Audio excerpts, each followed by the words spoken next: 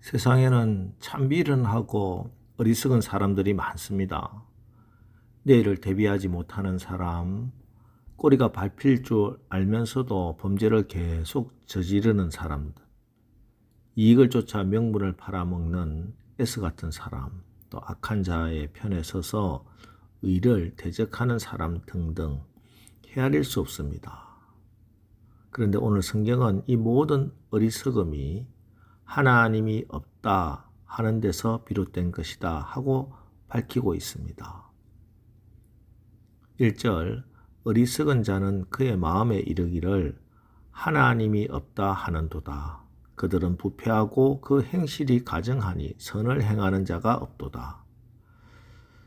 하나님이 없다고 하는 사람은 이 세상에서 가장 어리석은 사람이며 그 마음이 부패하고 사악한 사람입니다. 이들은 하나님의 존재를 믿지 않기에 못할 짓이 없습니다. 그들은 부패하고 행실이 가증하니 선을 행하는 자가 없도다 하는 말씀같이 온갖 악행을 자행합니다. 출애굽기 3장에 바로가 나오죠. 이 바로는 BC 1447년에 죽은 두트모스 3세입니다. 이 바로가 이렇게 말하죠. 출애굽기 5장 2절 바로가 이르되 여호와가 누구이기에 내가 그의 목소리를 듣고 이스라엘을 보내겠느냐? 나는 여호와를 알지 못하니 이스라엘을 보내지 아니하리라. 근데 지금까지 이집트에서 발굴된 왕의 무덤 피라미드 가운데 유일하게 백성들이 욕을 써놓은 피라미드가 있어요. 백성들이 호마로라는 욕을 적어놨습니다. 이 호마로는 당나귀라는 뜻인데 이게 무슨 욕이냐 하면은 우리나라 말로 치면 개의 자녀라는 뜻입니다. 왕을 묻으면서 백성들이 이런 욕을 적어놨답니다. 이게 바로 두트모스 3세입니다. 여러분, 하나님 없다, 하나님 모른다 하는 게 자랑이 아닙니다. 자기 똑똑하다고 잘난 체 할 문제가 아닙니다. 하나님을 모르는 것은 인생의 가장 큰 실패입니다. 여러분 믿으시기 바랍니다. 하나님을 모른다는 것은 인생의 가장 큰 실패요, 가장 큰 치욕이요. 그게 죄입니다.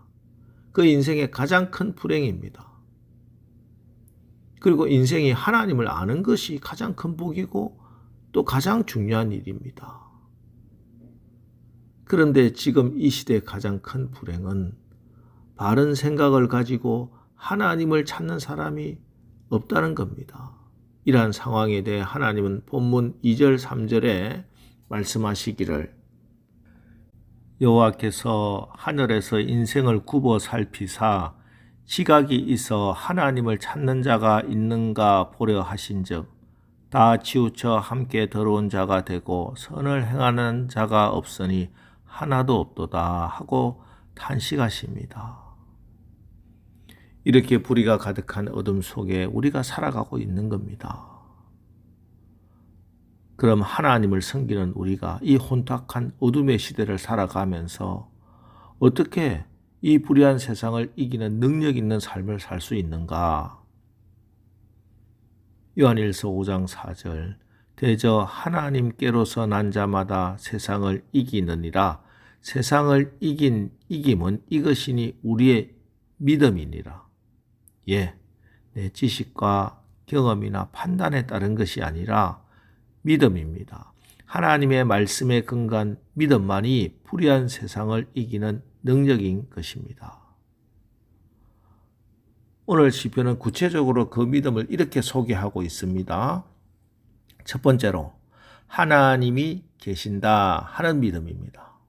본문 5절에 하나님이 의인의 세대에 계심이로다 하고 말씀합니다. 나치 강제 수용소 벽에 이런 글이 쓰여 있습니다. 나는 믿는다. 나는 햇빛이 비치지 않을 때에도 태양이 있음을 믿는다. 나는 사랑을 느낄 수 없을 때에도 사랑이 있다는 것을 믿는다. 나는 하나님이 침묵하실 때에도 그분이 계시다는 것을 믿는다. 그렇습니다. 불의한 시대에 하나님의 백성으로 산다는 것이 때로는 계란으로 바위를 치는 것 같은 무모한 것처럼 보입니다. 그래서 우리가 어떤 상황 가운데서라도 흔들리지 않는 믿음을 가지기가 쉽지는 않습니다. 그래서 자꾸 주님을 바라보고 예수님을 품고 말씀을 품고 기도해야 합니다. 그러면은 믿음이 자랍니다. 여러분, 믿음으로 살면은요, 믿음이 자랍니다. 그 믿음은 살아있는 믿음이기 때문입니다. 생명의 믿음이기 때문입니다. 그러나 믿음으로 살지 않으면 믿음은 사라집니다. 굳어버립니다. 병듭니다. 그러다가 죽어버린 믿음이 되고 맙는 것입니다. 여러분, 오늘 하루도 하나님이 계시다, 하나님이 살아계시다, 이 믿음으로 사시기 바랍니다. 그래서 여러분의 믿음이 살아있는 믿음, 자라는 믿음이 되시기를 주님의 이름으로 축원합니다. 두 번째는 하나님이 피난처가 된다 하는 믿음입니다.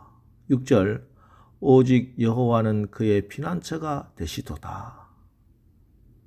여러분에게 피난처가 어디입니까? 물론 좋은 부모나 친구, 선배가 있으면 어느 정도 위안이 되고 도움이 되겠지요.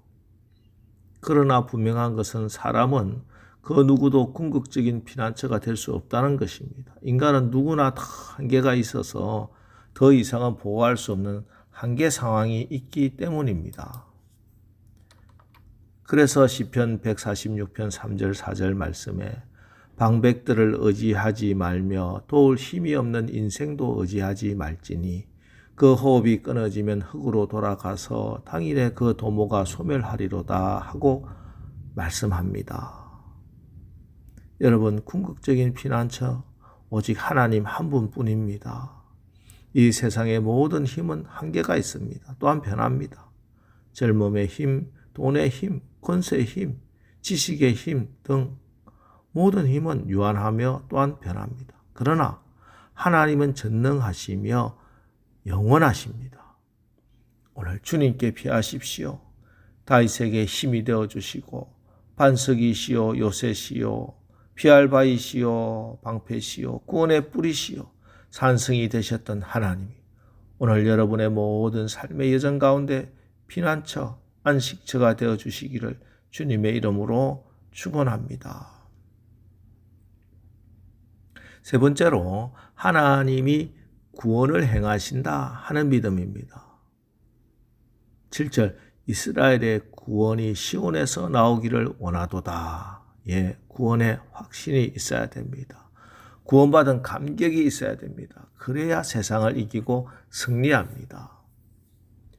그래서 구원의 능력을 아는 바울은 내가 복음을 부끄러워하지 아니하노니 이 복음은 모든 믿는 자에게 구원을 주시는 하나님의 능력이 됨이라 하고 고백했습니다.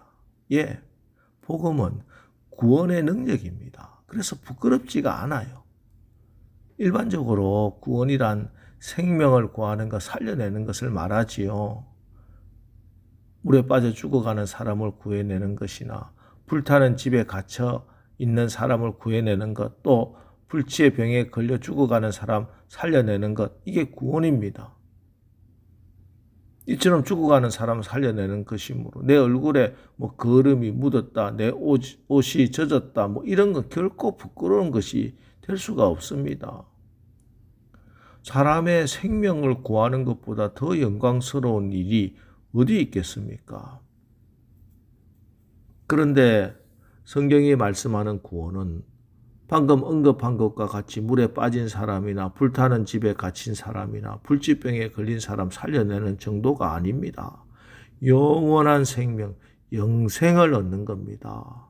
지옥에 가지 않는 거예요. 사단의 올무에서 해방되어 만왕의 왕이신 하나님의 자녀가 되는 겁니다. 오늘 밤 죽더라도 멸망의 심판을 받지 않고 천국 가는 거예요. 지금도 내 안에 예수님 계시고 성령이 함께 한다는 이 사실이 내가 구원받은 것이고 그래서 그것이 부끄럽지 않고 자랑스러운 것입니다. 기쁨이 넘치는 거예요. 불의가 가득한 이 시대에서 참된 그리스도인으로 살아간다는 것은 결코 쉬운 일 아닙니다. 그러나 우리가 분명히 알아야 하는 사실은 그리스도인은 세상에서 살지만 세상에 속한 사람이 아니라는 것입니다. 세상으로부터 불러내어 다시 세상 속으로 파송된 하나님의 대사들, 하나님의 자녀들입니다. 이제부터 하나님이 주시는 승리의 그날까지 하나님이 계신다 하는 믿음, 하나님이 나의 피난처가 되신다는 믿음, 하나님이 구원을 행하신다 하는 이 믿음 굳게 지키며 날마다 믿음으로 승리하시기를 주님의 이름으로 축원합니다. 기도하겠습니다. 하나님, 세상은 강한 것 같고 우리는 연약한 것 같습니다. 하나님, 이 시간 우리에게 믿음을 주셔서 우리가 하나님의 은혜 가운데 말씀에 대한 믿음으로 반드시 이 세상 이기며 살아가게 하옵소서.